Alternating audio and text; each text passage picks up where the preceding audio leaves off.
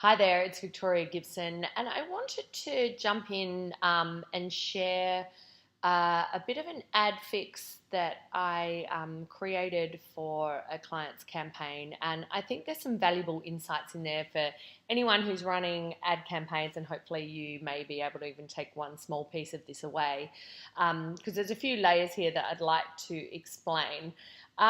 So when this client came to me about their lead generation, obviously I go into their ads and see what's working, what's not. Now she is a client who helps professionals clear their anxiety and the symptoms of anxiety.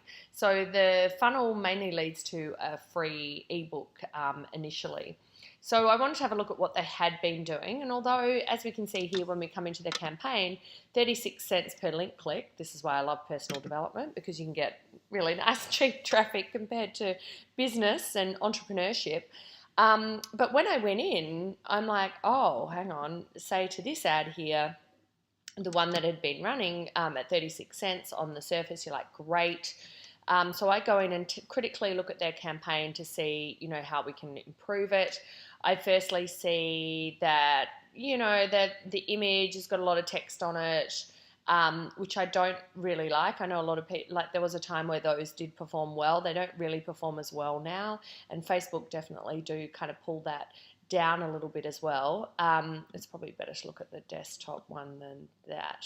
We can see it's like cut off, so it's not even like sized properly.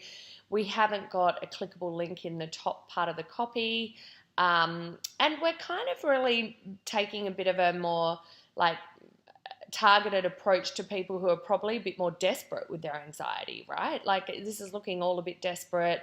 You've got a lot of worry and fear, all that kind of stuff, which is good to tap into pain points, but this feels pretty full on. And then a lot of this, like we're trying to go, here, have your free booklet and then book a free 20-minute consultation, right? All of a sudden, we're just stuffing all this information in, and people haven't got a clear call to action about clicking on the ad and going through to have a result. Okay, so that was the first point from the ad creative. The second point, when I looked at the targeting in here, I could see that the targeting was ridiculously broad, right? It was just so broad. You'll see it in a moment. Hopefully it'll pop up. I mean, they're not, where is it? There we go. Look, so this is a common thing I see too. People putting everything in their targeting. I mean, these targets have absolutely nothing to do with specifically going for people who are suffering from anxiety, right? And look, some target markets are difficult to hit on Facebook. I've got clients who serve retailers, for example, like traditional high street or main street or, strip shopping retailers are hard to narrow down on Facebook. So are professional career women, maybe in executive leadership roles. They're not easy to completely narrow down on Facebook. And people suffering anxiety, it's not something really people are going to select themselves as on Facebook. So they're difficult to find, and that's why you need to think a little more laterally. Now, this is way too laterally. I mean, we've got things like Bollywood movies, rhythm and blues music. It's got absolutely nothing. You may as well just pick all of Facebook. And as you can see, they pretty much have at 98 million people that they're targeting. So yes, you're going to get cheap clicks. They're not going to be targeted at all. So we've got two layers of problems here. One, a problem with the creative. The second, a problem with the targeting. The thing is, I knew anxiety is a topic that people want more information on, that a lot of people are suffering from the symptoms of. But aside from that, in the messaging, in working with this client, I said it would be great to get those professionals. They've got a lot more to lose from their anxiety, a lot more to keep on track, a lot more at stake. So how do we perhaps layer and talk to more of those people? So anyway, that's what the ad was. Then if we come back in here and look at how we could fix that, I did a couple of options, and it's interesting to see the difference because the cost was halved with one of the options I layered on top.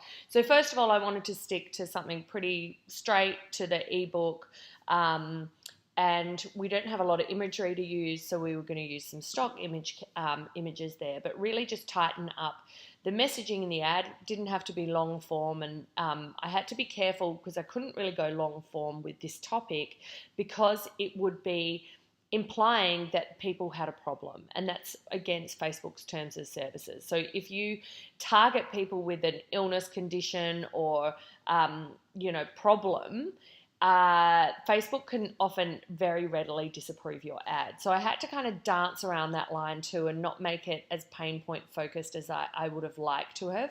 So we did a retargeting ad and a cold traffic ad. The cold traffic ad is a similar cost to what the other ad was, so that wasn't really getting the cost down. The retargeting has got the cost down quite a bit, but obviously that's because people are already aware of the offer.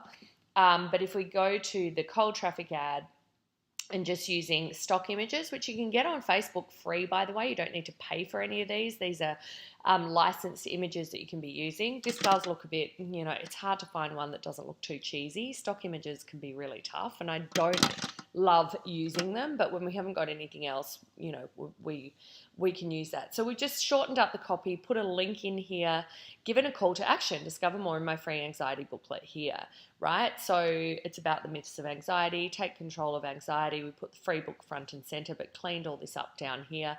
Already we're seeing a difference in the click-through rate. I'll show you that in a moment. As far as the targeting went, it's like, obviously you can't just put anxiety down there because people aren't really going to self-select. But what we do know generally about professionals with anxiety is they're probably going to seek some help. So whether that be self-help or shelf help off the bookshelf, right? Books, following authors, leaders, etc. We can start going, okay, well maybe we just wanted to go US and Australia in this one, professionals, so increase the age there. Maybe just go for a couple of personal developments. And in one of the ads, I just went for one, but I thought I'd put a couple in here with Eckhart Tolle and Tony Robbins and see if we can capture some people that way, which definitely has been working there. And if I look at performance and clicks and look at the click-through rate, which is a percentage of people clicking on the ad versus the percentage of people seeing it, we can see that's up at 5.9. It was down here as well at 5.9, which is a good indication that that's working quite well, and we've got the link clicks at a good cost.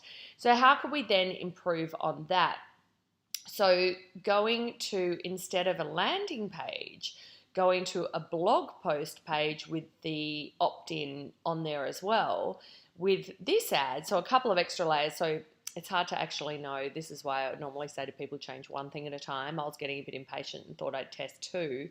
Was sending traffic to a blog post page with an opt-in on the page, which I can show you in a moment. And using more of a fun or different kind of image. So one of the things I thought was interesting when I went off Googling, when I'm looking at a new sector or topic, I often go in and do a keyword search, see what people are searching for about anxiety, see how popular that topic is, then just do a general sort of Google on things as well. One of the things that was coming up, there are a lot of memes on anxiety, a lot of articles, like BuzzFeed articles, getting traction about what having anxiety is like, and making a little bit light of that, of a serious topic.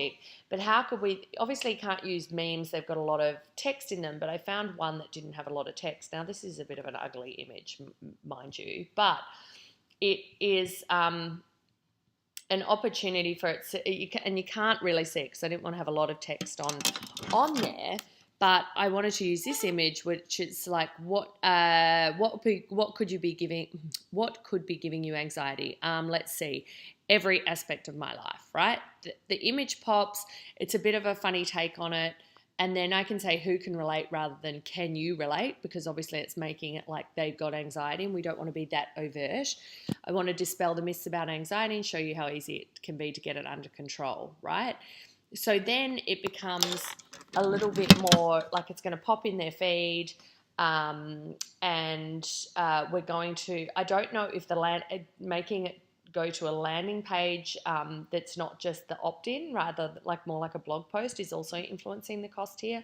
In fact, I might split that out and see, but we can see the relevance here. We're still keeping it personal development. The relevance score's gone up to 9. So that's also going to be influencing the cost of this ad. So you can see by going more focused with the targeting, using perhaps a bit of a different type of image or a different approach, and staying within the guidelines can make halve the cost of your ads, and increase the effectiveness of your campaign. So I hope that maybe a couple of those pointers might help you with your current campaigns. I'd love to hear from you soon.